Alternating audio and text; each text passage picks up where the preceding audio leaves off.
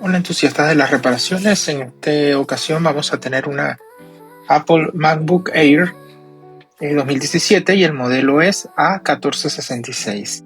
Lo que vamos a hacer en este caso va a ser limpiarle el polvo que tiene por dentro porque ha estado guardada durante mucho tiempo. Entonces vamos a ello. Ya que la vamos a empezar a usar, lo primero que tenemos que hacer es quitar los tornillos que están a su alrededor uno por uno, con mucho cuidado porque son tornillos que se deslizan. Los dos tornillos de arriba en el centro son más largos, entonces hay que tenerlos apartados. Entonces levantamos la tapa y observamos la placa de adentro de la computadora.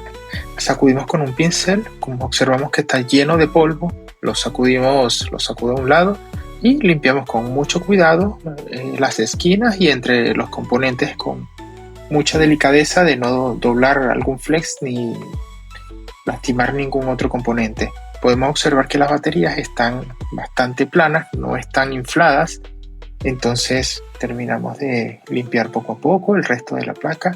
Importante limpiar el ventilador, el disipador, el extractor de calor, como lo quieran llamar.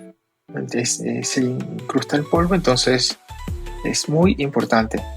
Poco a poco con este pincel empezamos a hacerle y ves que aquí estamos sacudiendo las aspas para quitar los restos de pelusa que se pone. Ya habiendo hecho esto, colocamos de nuevo los dos tornillos largos aquí arriba y empezamos a armar de nuevo la computadora. Ya la tenemos limpia, sacudida y pues está lista ya para empezar a disfrutarla. Es un procedimiento muy sencillo y que no requiere conocimientos técnicos para hacerlo. Lo que requiere es un poquito de delicadeza al momento de pasar el pincel y al momento de armar y desarmar para no dañar los tornillos. Pues espero hayan aprendido algo nuevo hoy. Adiós.